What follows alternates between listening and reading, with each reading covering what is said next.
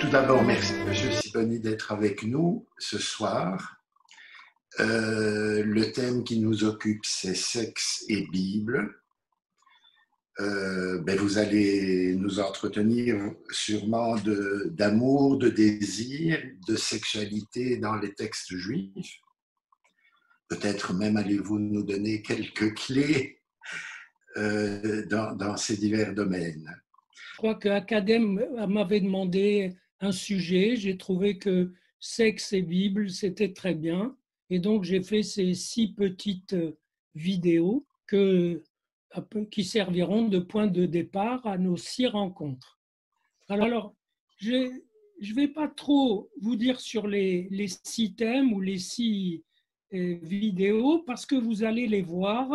Vous en verrez une chaque fois et elles se suffisent et je les ferai suivre de commentaires approfondis. Moi, je voulais, en guise d'introduction, vous donner quelques points de vue qui gouvernent un peu ma réflexion. D'abord, dans la Bible et spécialement dans la Torah, on peut remarquer une très forte égalité entre hommes et femmes, et non pas égalité au sens vulgaire et un peu à la mode, mais égalité au sens où chacun a sa force, sa présence irréductible à l'autre, mais qui n'a de valeur que par l'autre. Le mot Isha, d'ailleurs, est un mot étrange, le mot femme, parce que si vous permutez 2 lettres, ça peut s'entendre Eshya, ça veut dire le feu divin, le feu de Dieu. Une femme, c'est le feu de Dieu. Ish, il y a du feu, mais il lui faut la femme pour que ça soit le feu divin. Et quant à cette égalité, elle n'est pas une égalité de principe. Elle est intrinsèque, elle est, si vous voulez, originaire. Je m'explique. La création de la femme, la création de l'humain. Et si, il faut que je vous en dise un mot. L'humain a été créé masculin et féminin. Ça, c'est le premier récit de la création. Ensuite, il y a ce qu'on appelle un deuxième récit, mais en réalité, dans le deuxième récit, j'explique dans lecture biblique que l'apparition de la femme, c'est l'apparition de la femme comme être de désir pour l'homme, et donc la fameuse codon, etc., le développement, où je vous le donnerai une autre fois, c'est l'émergence du rapport sexuel entre l'homme et la femme. C'est la rencontre de l'homme et de la femme.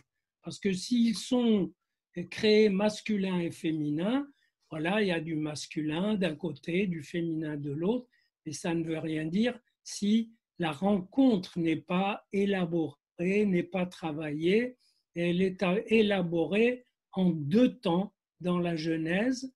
Dans un premier temps, avec l'histoire de l'endormissement d'Adam, de ce raidissement de l'os et du fait qu'au réveil, il dit « mais c'est merveilleux ».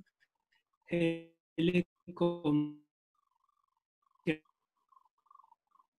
ensuite, l'épisode du serpent. Et ce que je remarque, c'est que dès les premières pages, voilà où pointe ce que j'appelle l'égalité, mais qu'il vaudrait mieux appeler la circularité entre l'homme et la femme. C'est qu'il est dit à la femme, vers l'homme ira ton désir et lui te dominera. Et à l'homme, ou de l'homme, il est dit, c'est pourquoi l'homme collera à sa femme, abandonnera ses parents, collera à sa femme, et ils seront une même chair. Ça veut dire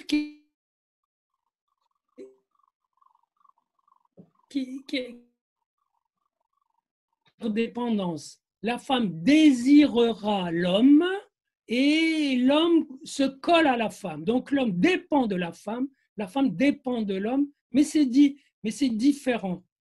La femme donne à l'homme la jouissance, mais c'est parce que elle éveille son désir qu'il peut lui donner cette jouissance. Donc, l'instrument du désir chez l'homme dépend entièrement de la femme. Le phallus, comme on dit, en un sens, c'est la femme qui l'a. Elle n'est pas phallique pour autant, mais le désir de la femme donne à l'homme de quoi la rencontrer. Et la rencontrant, il se colle à elle, il dépend d'elle, il est presque esclave de cette jouissance. Il peut essayer d'aménager cet esclavage, d'y mettre de la liberté, mais le texte reconnaît une adhésion, un collage. Et en même temps, la femme, elle désire le désir de l'homme. Et ça la rend dépendante de l'homme. Mais en même temps, ça fait de l'homme presque un instrument de la femme. Donc c'est dans la dépendance féminine à l'homme que apparaît la dépendance de l'homme à la femme. Donc c'est pas, allez, chacun sa part, chacun est dépendant. Non, c'est plus noué que ça et c'est un point très intéressant.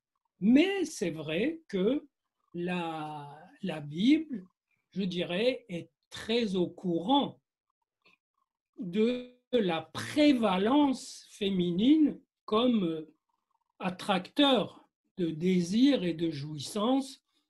Il faut dire que la Bible a été élaborée dans des cultures où il y avait des déesses mères, où le féminin était adulé, adoré. Les déesses, même le roi Salomon, qui a fait un temple, il a fait plusieurs temples à des femmes qui étaient des temples où on adorait des divinités féminines. Alors c'est justement là un autre point clé, c'est que tout l'édifice de la Torah, de la Bible et de ce qui s'en est suivi, mais surtout de la Bible et de la Torah, c'est une espèce de construction que moi je trouve émouvante et même pathétique pour tisser du lien symbolique qui puisse dégager de cet écrasement sur le socle féminin, sur le fétichisme que peut représenter la femme jusqu'à être déifiée, et en tant qu'elle donne la jouissance et elle donne la vie. Deux raisons.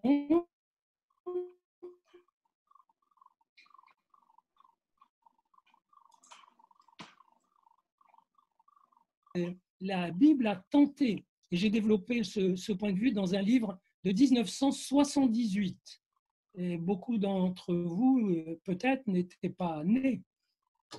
Mais ce livre s'appelle L'autre incastrable, psychanalyse et écriture, et où l'hypothèse, c'est que la Bible a compris que l'autre féminin est incastrable, c'est-à-dire ne peut pas intégrer son manque.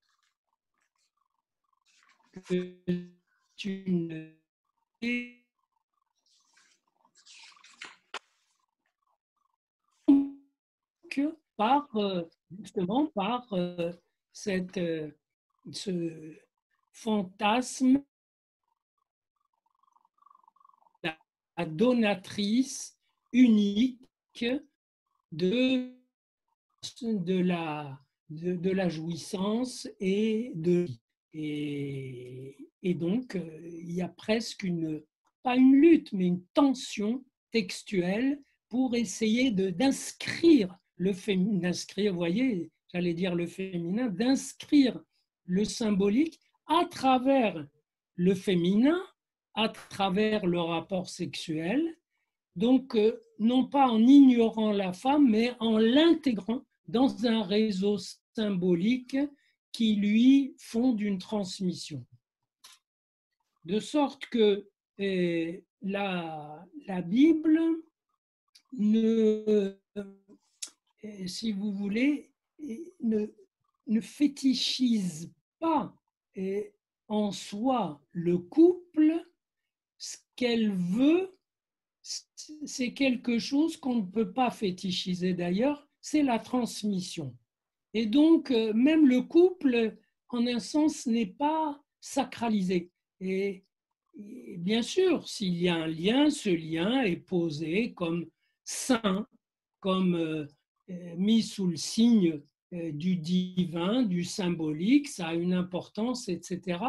Mais vous remarquerez par exemple qu'un des couples premiers, comme Abraham et Sarah, c'est tout de même étrange. Abraham est amené à coucher avec une autre femme. D'accord, c'est Sarah qui la lui donne, mais Sarah se repent parce qu'il a joui avec cette autre femme. Et Sarah est amenée à coucher avec un autre homme, qui n'est pas moins que le pharaon. Et c'est après ces deux prises d'altérité que le couple devient fécond. Autrement dit, il y a là quelque chose à réfléchir, que l'important, c'est pas le couple, c'est que le couple puisse être fécond. Fécond à tous les sens du terme, évidemment. Donc, voilà un aspect. Il faut remarquer que la sexualité, bon, dans la religion chrétienne par exemple, est connotée de péché.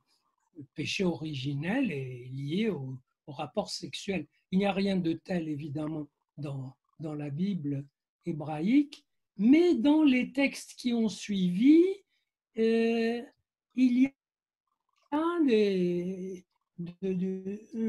un reflet, un écho du fait que le sexuel est connoté de mal. Et bien sûr, si on y réfléchit, et ce qu'ils veulent dire, du moins je l'espère, c'est pas que c'est le sexuel en lui-même qui est mal, c'est tout le mal qu'on peut faire sous l'emprise de la pulsion sexuelle. Et dans Genèse Rabbah, qui est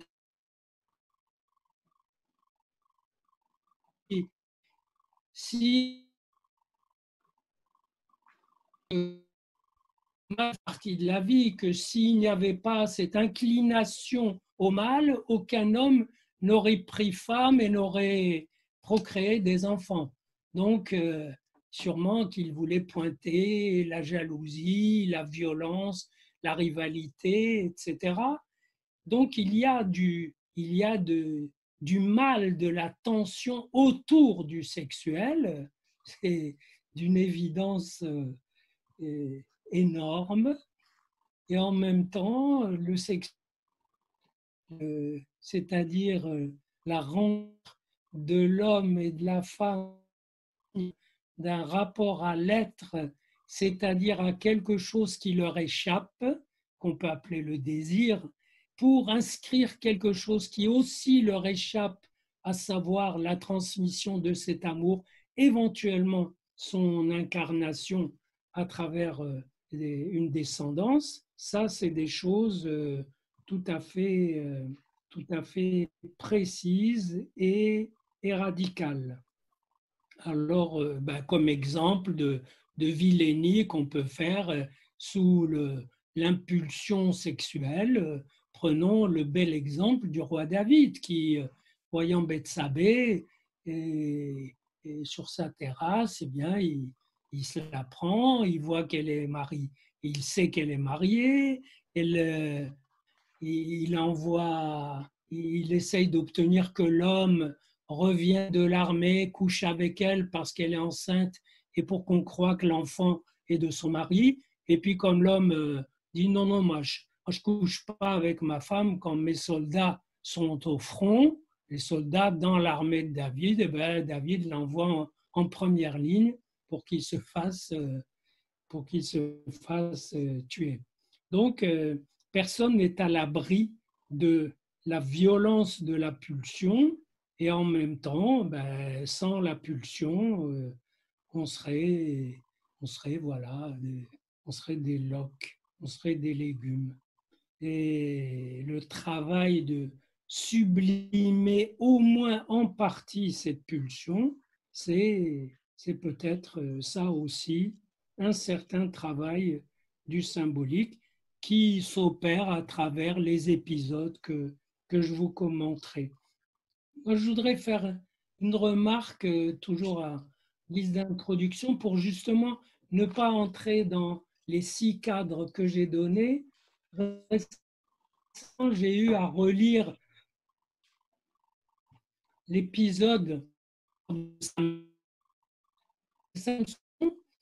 Est un homme qui est né d'une femme dite stérile, mais à laquelle un ange apparaît. Donc, il a une naissance miraculeuse et il est doué d'une force énorme, hors du commun.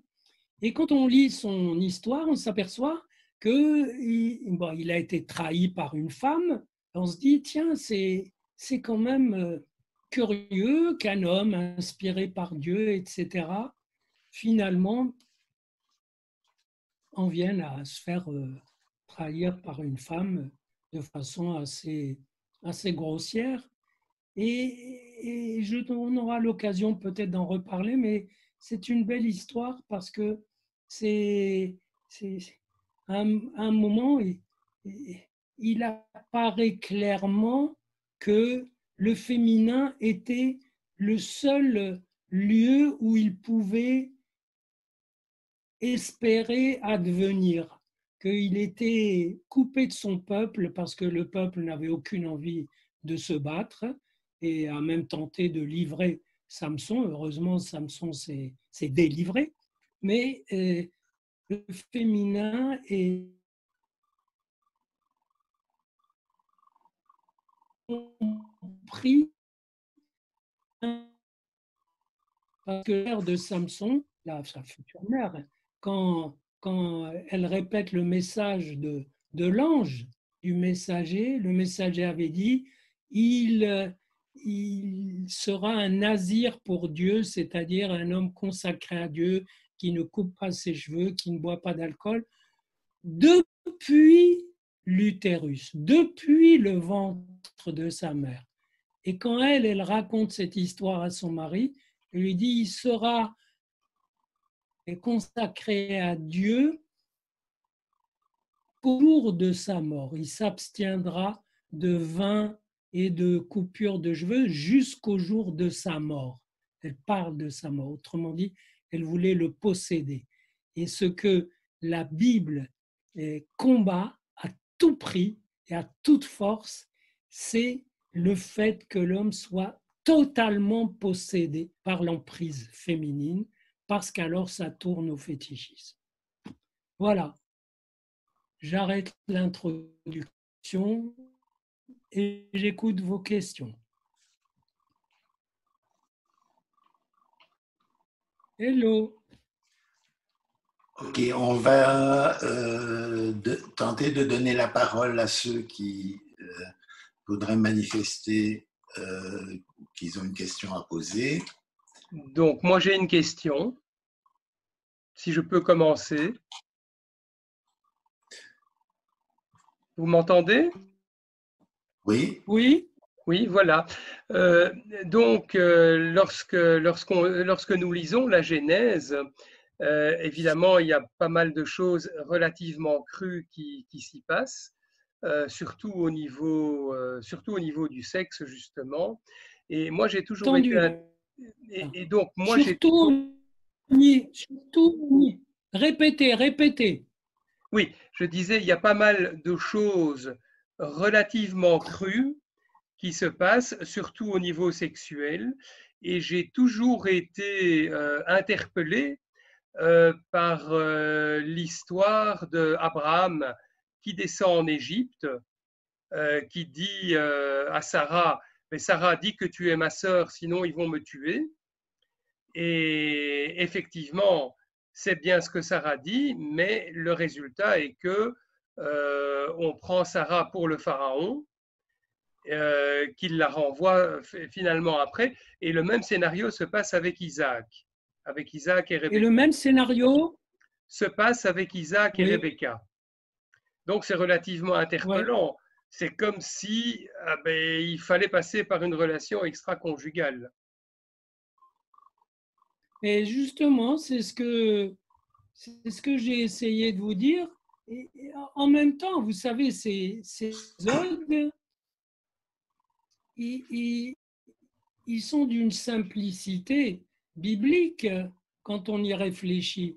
Et Abraham, c'était le noyau d'une famille qui se séparait des autres, qui avait quitté les siens et qui partait dans une espèce d'errance en apparence. Et Isaac aussi, quoiqu'il soit installé du côté des Philistins, mais ça veut dire qu'il faut comprendre que dès qu'il y a de la femme, il y a de l'envie et du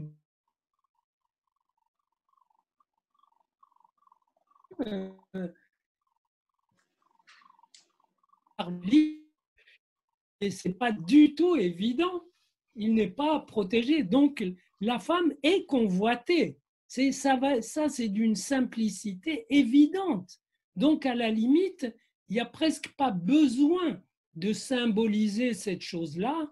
Ça veut dire que ces deux grands patriarches, eh bien, disent, écoutez, plutôt sauver sa peau que mourir pour du couple. Ben oui, tu dis que tu es ma sœur et ils t'emmèneront, voilà. Et apparemment, dans les deux cas, ça ne leur réussit pas. Intervention divine, donc il y a quelque chose qui travaille. Allez aussi savoir, peut-être que ces femmes se sont arrangées pour que ça ne soit pas paradisiaque, mais en tout cas, les deux attrapent des maladies, ont des atteintes. Le texte dit négaïm, ils sont atteints et physiquement. Autrement dit, c'est vrai que. Mais dites-moi plutôt, qu'est-ce qui vous choque là-dedans? C'est que les deux hommes acceptent cette Non, situation? en vérité, ce qui me choque plus, c'est que le monde orthodoxe essaye de faire passer la pilule comme c'est normal, c'est pour survivre, c'est un acte sain. Or, moi, je vois plus un acte symbolique de la même manière que les négaïm. Attendez. Je vois cela plus comme un acte symbolique. Oui. Et aussi, les négaïm, il me semble aussi que c'est plus aussi quelque chose de symbolique. Par exemple, je ne sais pas moi, on pourrait dire Pharaon trouve que Madame Sarah, c'est pas un bon couple, c'est probablement qu'elle a son mari dans sa tête. Oui, peut-être. Mais en tout cas, les deux approches ne sont pas contradictoires.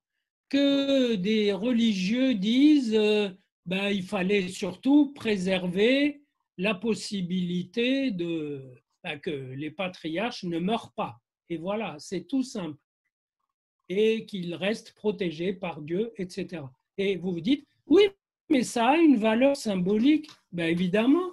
Et moi, je trouve que des religieux devraient accepter cette dimension symbolique que j'ai dite, à savoir qu'il faut de l'autre dans un couple, et sinon, le couple est fermé sur lui-même et voilà, il est en danger. Donc, il y a une dimension symbolique là-dedans, je suis tout à fait d'accord. C'est même précis que j'essaie de vous dire. Oui, je trouve aussi. Merci. Voilà. Je voudrais poser une question. Oui. Oui.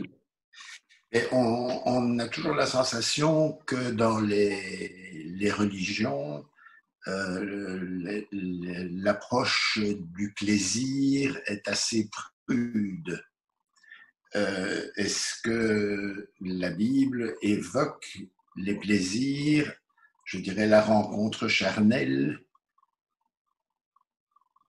Voilà.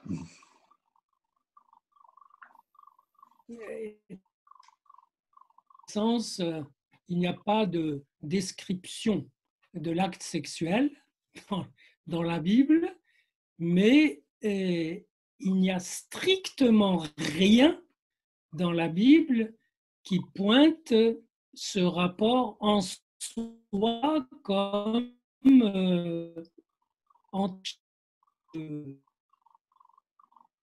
comme immoral, comme voilà, comme animal, etc. Non. Et en revanche, il y a des lois, des règles pour essayer de, vous savez, le rapport sexuel, la rencontre homme-femme, c'est le grand trésor, c'est le grand volcan qui nourrit l'humanité, qui la reproduit, qui la baigne, que et du vice, c'est presque, mais ça ne rapport comme tel. Il n'y a pas lieu d'avoir ce rapport honteusement. En revanche, il y a lieu de ne pas faire de choses honteuses en vue d'avoir ce rapport. C'est clair? OK. Voilà. Est-ce que je pourrais poser une question? Oui. Voilà, écoutez, vous avez bien expliqué, donc de manière très fine, cette dépendance subtile qui est réciproque mais qui n'est pas symétrique entre l'homme et la femme. Et donc, je voudrais bien, si vous voulez bien, donc déployer ce qui se trame entre eux. Parce que vous dites il faut de l'autre dans un couple, il faut que le couple s'ouvre. Mais alors, qu'est-ce qui se passe entre Ruth, Noémie et l'homme de l'affaire? Donc là, quel autre entre en jeu? Alors évidemment, vous pensez bien que je songe à votre notion d'entre deux. Et puis, donc ce que vous avez développé dans vos différents livres entre deux, évidemment, mais aussi Amour inconscient et dans d'autres livres. Pourriez-vous nous éclairer sur ce qui se passe dans cette situation-là? Parce qu'on se focalise beaucoup dans la tradition, sur la question de l'étrangère, mais enfin au niveau du sexe, qu'est-ce qui se passe? Qu'est-ce qui se passe? On ne sait pas trop ce qui se passe, mais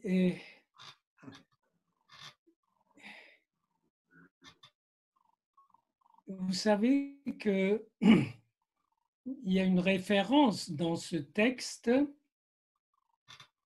à la loi du Lévirat.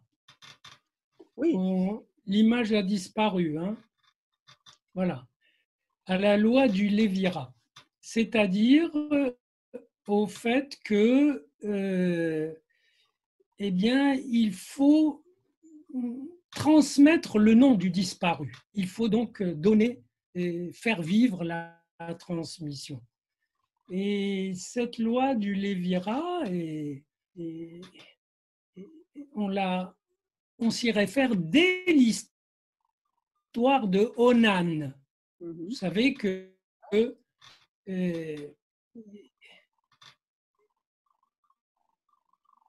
Tamar a a été mariée, la première Tamar a été mariée à un fils de Juda qui est mort. Puis, il y a eu Onan qui n'a pas voulu éjaculer en elle pour ne pas, pour que ça ne soit pas pour son frère, voilà. Et c'est dit clairement, il a dit, comme il a vu que la semence ne serait pas à lui. C'est incroyable.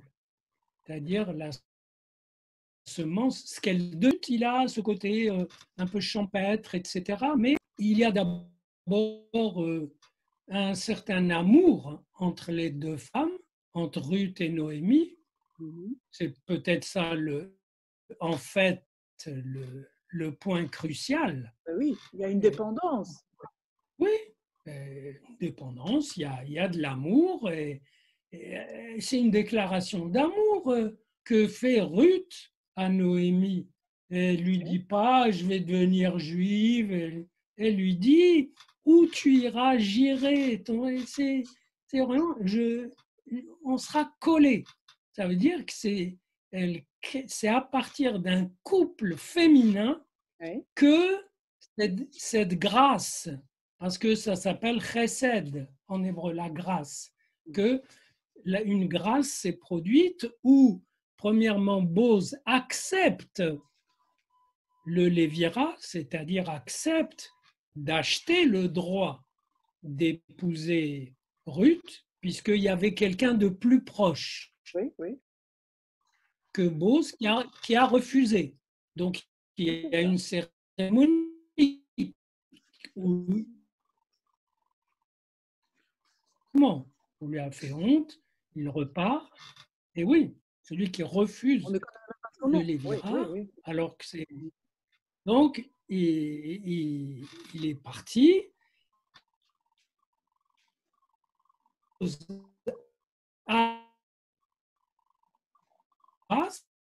Apparemment, il y a trouvé lui-même tellement son compte, c'est-à-dire une nouvelle jeunesse, que ça a marché. C'est-à-dire que ça a fécondé Ruth. C'est-à-dire qu'il y a eu... Mais Victor Hugo a bien décrit ça. Il dit quelque chose d'un peu cosmique, d'un peu sublimé. Moi, je dirais presque que c'est un rapport sexuel sublime, alors qu'il est réel, mais qui est fait pour quelque chose de plus que lui-même. C'est clair? Oui, oui, merci beaucoup. Maintenant, attention, vous avez parlé de Tamar, donc excusez-moi de compter, mais il y a Tamar 1, mais il y a aussi Tamar 2, celle qui est violée. Ah ben, comment est-ce que vous abordez cette question du viol? Je ne parle pas de Bethsabée. Comment est-ce que vous abordez cette question du viol? Eh ben, vous savez, là, c'est évident. D'abord, il y a des lois dans la Torah que si une fille est violée,